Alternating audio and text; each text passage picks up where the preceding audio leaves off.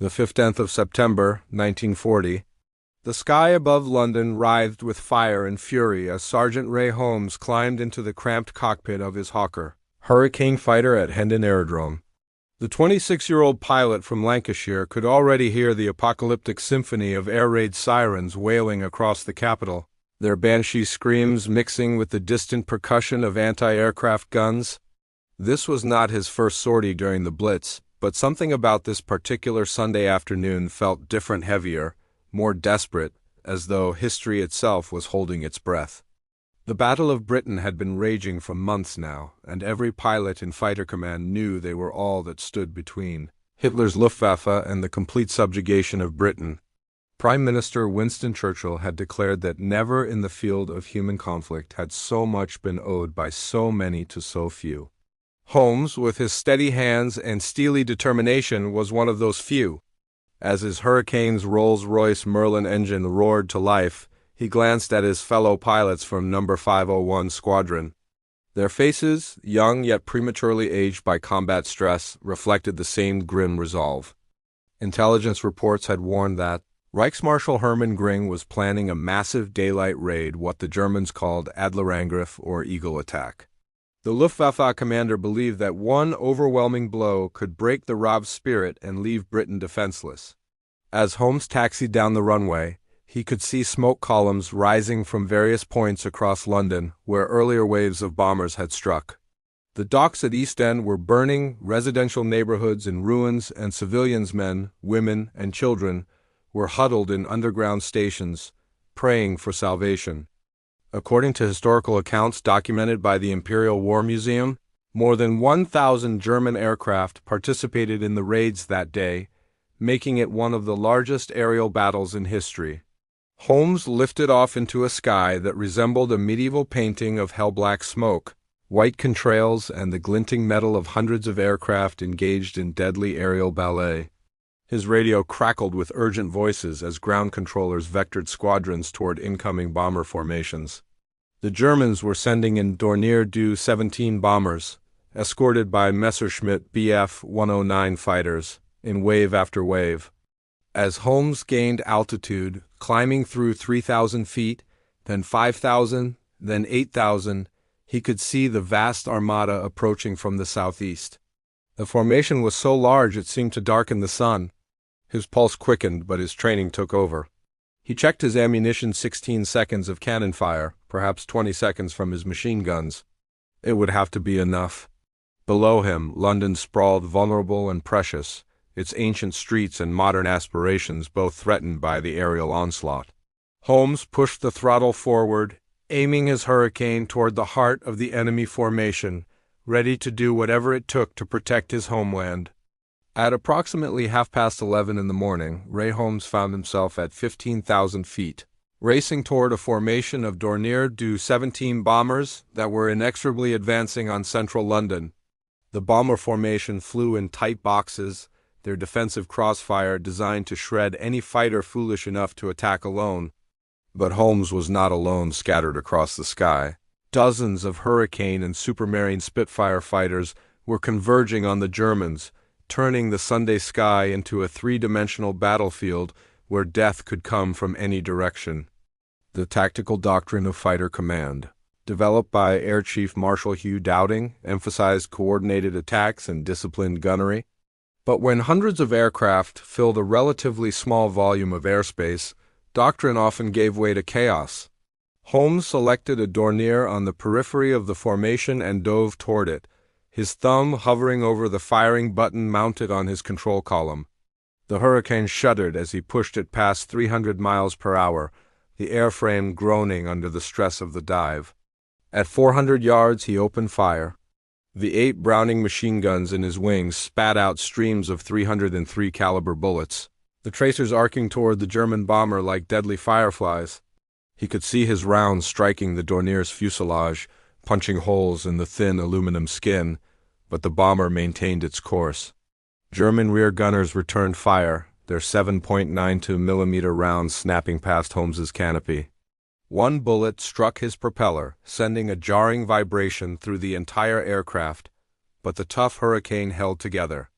Holmes broke off the attack, rolling away and diving to avoid collision. He had expended precious ammunition and the bomber was still flying. This was the brutal mathematics of air combat machine gun rounds. Even hundreds of them were often insufficient to bring down a multi-engine bomber with a crew determined to complete their mission. As documented in The Most Dangerous Enemy by Stephen Bungay, a leading historical account of the Battle of Britain, RAF pilots often reported frustration at the resilience of German bombers, which could absorb tremendous punishment and continue flying. Climbing back to altitude, Holmes surveyed the battle. Several bombers were trailing smoke, evidence of successful attacks by other RAF pilots. But the main formation pressed on toward London's heart. Through breaks in the cloud, Holmes could see Buckingham Palace and the Thames snaking through the city.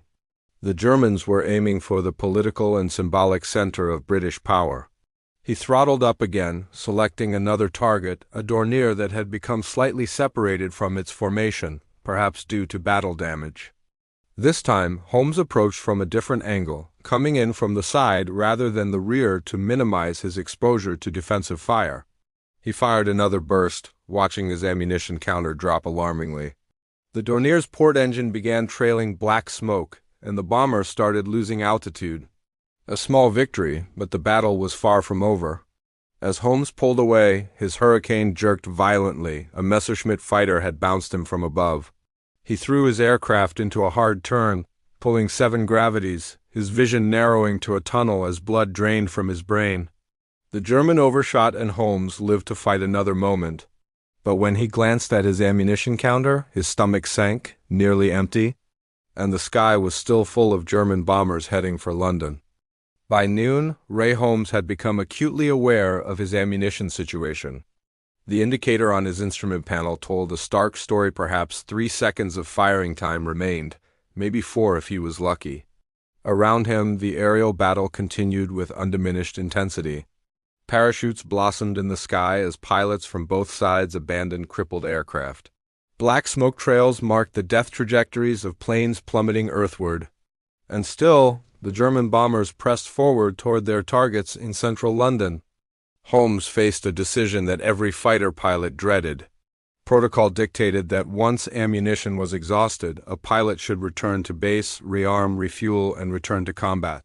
It was the sensible, rational choice preserving both pilot and aircraft to fight again.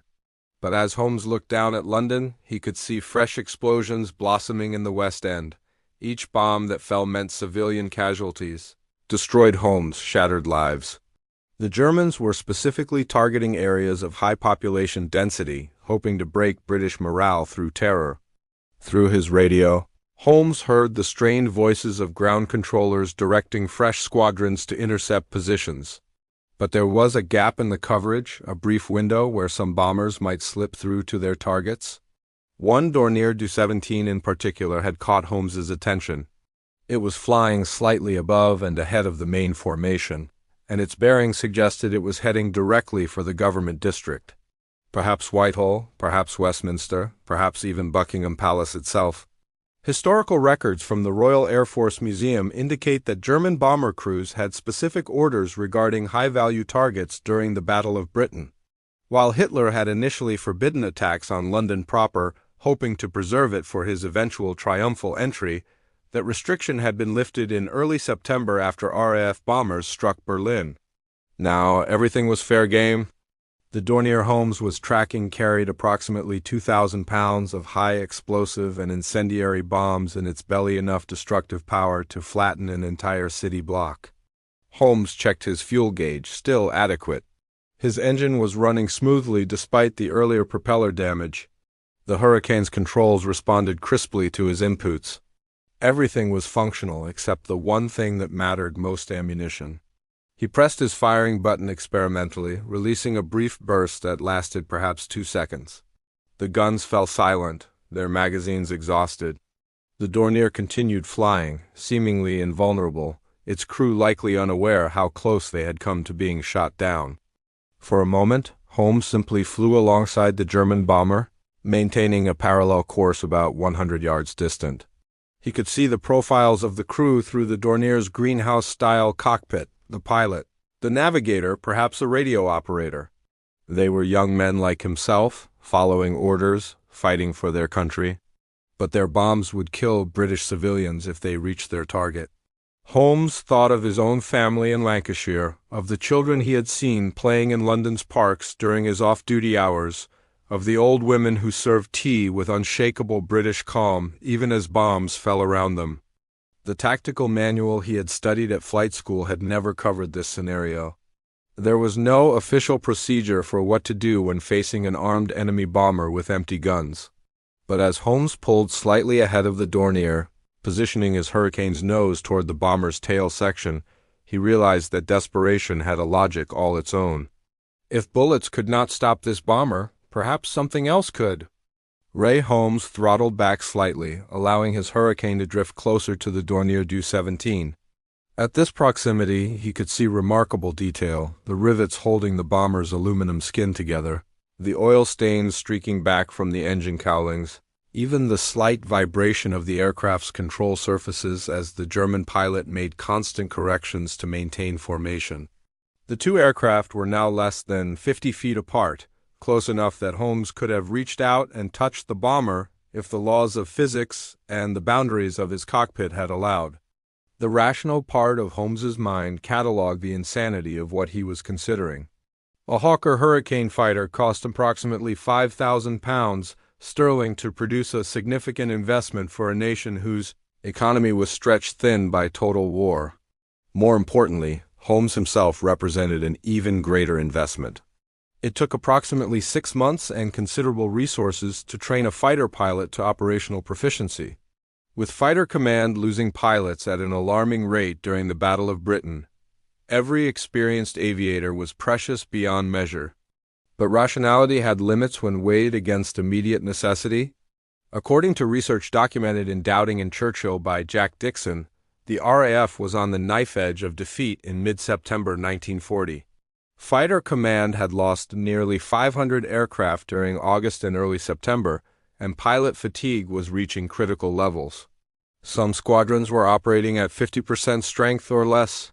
If the German bombing campaign succeeded in destroying British morale or industrial capacity, the war might be lost regardless of how many fighter planes remained. Holmes glanced down at London again. Even from 15,000 feet, he could identify landmarks, the distinctive bend of the Thames at Westminster, the green expanse of Hyde Park, the geometric patterns of streets and neighborhoods laid out over centuries. Somewhere down there, civilians were going about their lives with whatever normalcy the war allowed. Children were in schools or shelters. Mothers were queuing for rationed food. Elderly veterans from the Great War were serving as air raid wardens, helping their neighbors to safety. All of them were vulnerable to the bombs in the Dornier's belly. The German bomber's navigator suddenly noticed the Hurricane flying in close formation and pointed urgently. Holmes saw the pilot's head turn, saw the momentary confusion on the German's face. What was this British fighter doing? Why was it simply flying alongside rather than attacking? In that frozen moment, two pilots from opposing nations shared something universal, the recognition of another human being making impossible choices in impossible circumstances. Holmes had heard stories from other pilots about ramming attacks. The tactic was not unknown in aerial warfare history. During the First World War, Russian pilot Pyotr Nestorov had deliberately rammed an Austrian reconnaissance aircraft, becoming the first pilot in history to destroy an enemy plane in flight, though he had died in the attempt. More recently, Soviet pilots fighting the Japanese at Khalkhin Gol had employed similar tactics when ammunition ran low. But these were desperate measures, last resorts, actions taken when all other options had been exhausted. He tested the Hurricane's controls one final time, feeling the aircraft's familiar responses. The fighter was slightly damaged, but still airworthy, still capable of returning safely to Hendon if he chose that path. His fuel would last another 20 minutes. There were sandwiches and hot tea waiting in the dispersal hut, along with the possibility of a second sortie later in the afternoon. Life stretched before him. Assuming he survived the war, there would be a return to civilian existence, perhaps marriage, children, a quiet life free from the terror of combat.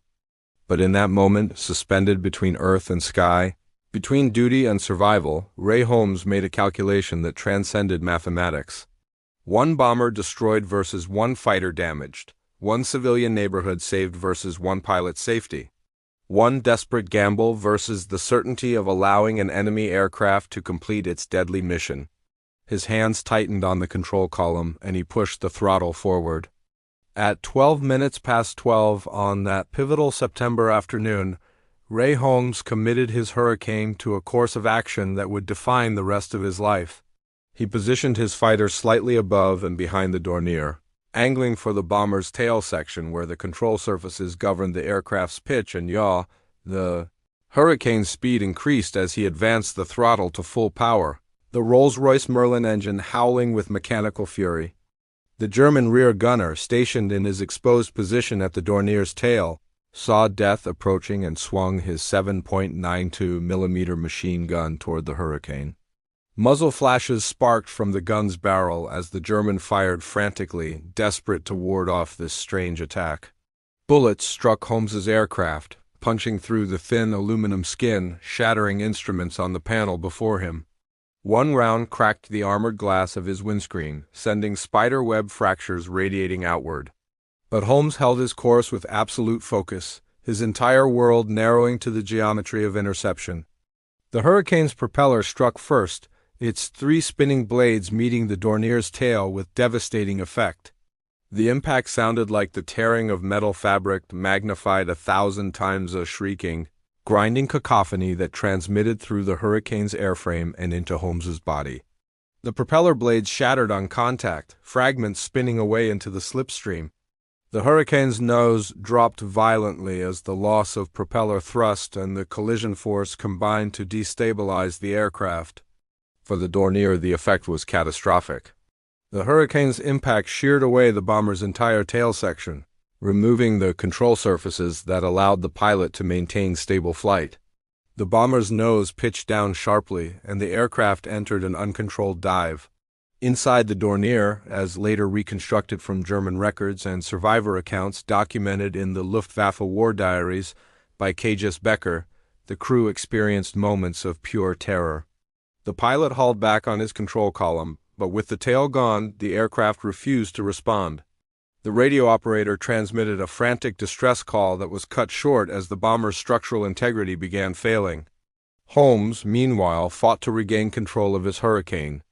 With the propeller destroyed and the nose damaged, the fighter had transformed from a sleek weapon into a barely controllable glider. The aircraft tumbled through the sky, spinning and rolling as aerodynamic forces overwhelmed Holmes's attempts to stabilize it. The altimeter unwound rapidly 14,000 feet, 13,000, 12,000. The controls felt mushy and unresponsive. The engine, deprived of its propeller, screamed uselessly at high RPM. Training and instinct took over. Holmes knew his aircraft was mortally wounded and could not be saved. The Hurricane was falling toward London, and if he stayed with it, he would either crash into the city or die in the wreckage. He reached for the canopy release, yanking the emergency handle. The Perspex canopy tore away in the slipstream with a violent whoosh, and suddenly Holmes was exposed to the full fury of 300-mile-per-hour winds. He released his harness and attempted to climb out, but the spinning, tumbling aircraft created G-forces that pinned him in his seat. Below, thousands of Londoners had paused in their daily routines to watch the aerial battle unfolding overhead. They had seen the Hurricane strike the Dornier, seen both aircraft begin their terminal descents. Some watched in horror, some in awe, all of them witnesses to an act of desperate courage playing out against the September sky. The German bomber was clearly doomed, tumbling earthward with smoke streaming from its fuselage. But would the British pilot escape his stricken fighter? At 8,000 feet, Holmes finally managed to force himself out of the Hurricane's cockpit. He pushed away from the aircraft and pulled his ripcord, praying that the parachute had not been damaged in the collision. There was a moment of heart-stopping uncertainty, then the blessed shock of the parachute canopy deploying above him. The violent tumbling ceased, replaced by the gentle swaying of descent beneath silk and cords. Holmes looked down, trying to orient himself, to determine where he would land. As Ray Holmes drifted down beneath his parachute, he had a god's-eye view of the drama's conclusion. The Dornier Do-17, mortally wounded by the collision, continued its death spiral toward London. The bomber's crew were attempting to abandon the aircraft. Holmes could see parachutes beginning to blossom from the doomed plane.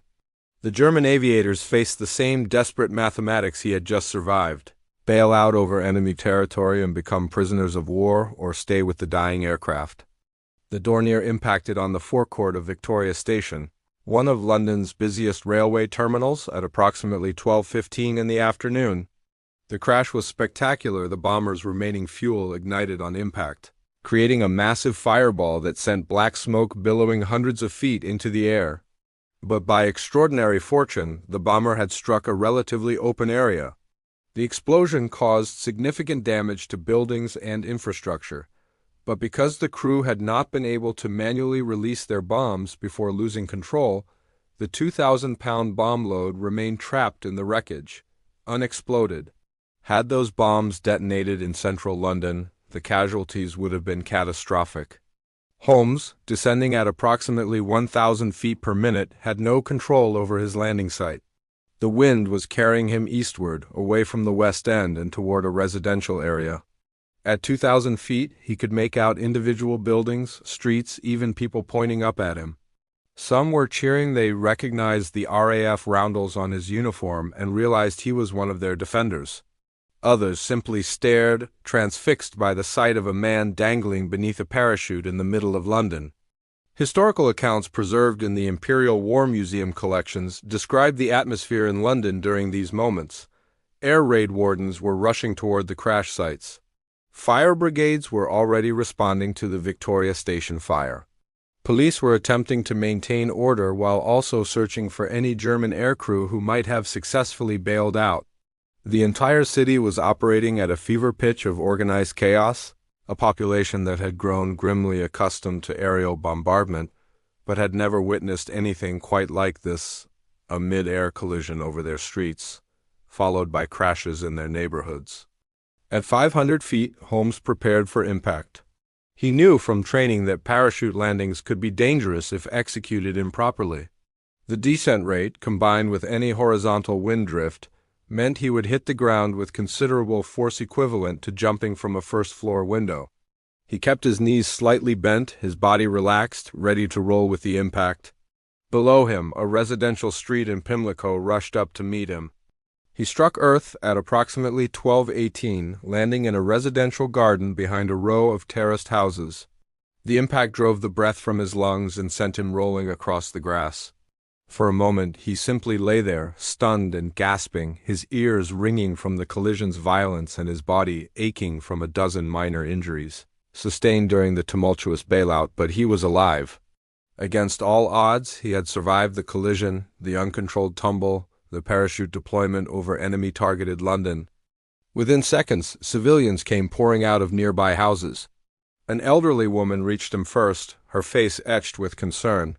She was followed by younger residents, including an air raid warden wearing his distinctive steel helmet with the letter W painted on the front. They helped Holmes to his feet, checking him for injuries, asking if he could walk. Someone produced a flask of tea, that quintessentially British response to crisis, and pressed it into his hands. As Holmes stood on shaking legs, drinking hot sweet tea and surrounded by grateful Londoners, he could see the smoke column rising from Victoria Station in the distance. His Hurricane, he later learned, had crashed into a nearby street, embedding itself in the pavement without causing significant casualties. The Dornier's crew had fared less well. Several had been killed in the crash, while survivors were captured by British authorities and would spend the remainder of the war in prisoner-of-war camps. Within the hour, military police arrived to collect Holmes and return him to Hendon. As they drove through London's streets, he saw evidence of the day's battle everywhere: bomb craters, burning buildings, emergency crews working frantically to rescue trapped civilians. But he also saw something else: defiance. People were clearing rubble, opening shops despite shattered windows, maintaining routines with stubborn determination. The immediate aftermath of Ray Holmes's ramming attack sent ripples through both military and civilian spheres. At Hendon Aerodrome, his commanding officers faced the difficult task of determining whether to commend or reprimand him. On one hand, he had deliberately destroyed an expensive fighter aircraft through an unauthorized and reckless maneuver. On the other hand, he had successfully prevented a German bomber from reaching its target in central London, potentially saving hundreds of civilian lives. Wing Commander Victor Beamish, who led No. 501 Squadron, interviewed Holmes extensively about the incident. The debriefing revealed the tactical situation that had led to the ramming the exhausted ammunition. The bomber's trajectory toward high-value targets, the split-second decision made at 15,000 feet. According to documents preserved in the National Archives, Beamish's report concluded that Holmes's action, while unorthodox and not to be encouraged as standard procedure, was justified under the extreme circumstances of the Battle of Britain. The British press, operating under wartime censorship but eager for morale-boosting stories, quickly learned of the incident. By the 16th of September, newspapers across Britain were carrying accounts of the Hurricane pilot who had deliberately rammed a German bomber over London. The Daily Express ran the story under the headline, "RAF Pilot's Daring Sacrifice Saves London," while the Times provided a more measured account that emphasized the skill and courage required for such a desperate maneuver. For Holmes himself, the days following the incident were surreal. He had sustained only minor injuries, bruises, a twisted ankle from the parachute landing, and temporary hearing loss from the collision's noise.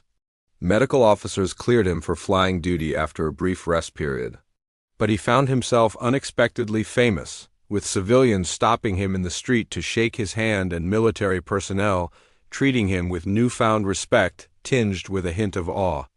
The broader context of the 15th of September, 1940, gave Holmes's action additional significance.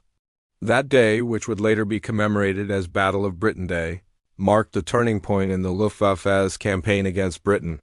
The RAF had successfully contested every German raid, inflicting heavy losses on bomber formations and demonstrating that British air defenses remained intact despite weeks of sustained assault. Reichsmarshal Göring's promise to destroy fighter command had proven empty. German casualties for the day were severe according to the most dangerous enemy by Stephen Bungay. The Luftwaffe lost approximately 60 aircraft on the 15th of September, including bombers, fighters, and reconnaissance planes. British losses were half that number. More importantly, the psychological impact was decisive. Hitler, watching from Berlin, realized that air superiority over Britain could not be achieved at acceptable cost. Within days, the Führer would postpone Operation Sea Lion, the planned invasion of Britain, indefinitely. The ramming incident, while a small tactical action, became part of the larger narrative of British determination and resistance. Holmes was awarded the Distinguished Flying Medal for his actions, though the official citation carefully avoided explicitly endorsing ramming as a tactic. The medal recognized his exceptional courage and devotion to duty during sustained aerial combat operations, language that acknowledged his achievement while maintaining the official position that pilots should return to base when ammunition was exhausted. The distinction was subtle but important. Holmes was a hero, but not necessarily a model to be emulated. In the months following the incident, Holmes continued flying combat missions. He participated in defensive patrols as the Blitz transitioned from daylight raids to nighttime bombing campaigns. He witnessed London burning through the autumn and winter of 1940 and 41, saw the Luftwaffe shift its focus from military targets to terror bombing of civilian areas, and experienced the grinding attrition that characterized the air war over Britain. But he never again found himself in a situation that demanded the extreme measure of ramming. The Hurricane he had destroyed was never replaced in No. 501 Squadron's inventory by late 1940. Aircraft production had accelerated sufficiently that individual losses mattered less than during the desperate days of summer. Holmes's wrecked fighter was salvaged for parts and scrap metal, its twisted remains contributing to the war effort in a different form. The propeller, shattered by the collision with the Dornier's tail, was never recovered from the Victoria Station crash site and presumably ended up melted down for reuse. The decades following the Second World War transformed Ray Holmes from active combatant to living memorial of a pivotal moment in British history. He survived the war, flying numerous combat missions and eventually being commissioned as an officer. When peace finally came in 1945, Holmes, like millions of other servicemen and women, faced the challenge of transitioning back to civilian life. He worked as a journalist for various publications, including the Daily Mail, using his writing skills to document the war generation's experiences. But Holmes never truly escaped the shadow of that September afternoon over London. As the Battle of Britain gained mythic status in British national memory, his ramming attack became one of its defining stories, a perfect encapsulation of desperate courage, individual initiative, and the thin margin between victory and defeat. Historians writing about the battle invariably mention the incident, often using it to illustrate the determination of RAF pilots during Britain's darkest hour. In 1990, on the 50th anniversary of the Battle of Britain, Holmes participated in commemorative events alongside other surviving pilots. By then, the cohort of men who had fought in the summer and autumn of 1940 had dwindled to a few hundred worldwide. Each veteran carried memories of friends lost, aircraft shot down, and decisions made in moments when there was no time for deliberation. For Holmes, the memory of the collision remained vivid: the sound of metal tearing, the sensation of tumbling from the sky, the face of the German pilot in the seconds before impact. An unexpected epilogue to the story came in 2004, when the propeller from Holmes's Hurricane was discovered during construction work in Chelsea. The twisted, broken blades had remained buried for 64 years, preserved by the clay soil. The artifact was authenticated by aviation archaeologists who confirmed it matched the specifications of Holmes's aircraft. The propeller was eventually donated to the Imperial War Museum, where it remains on display as a tangible connection to that desperate September afternoon.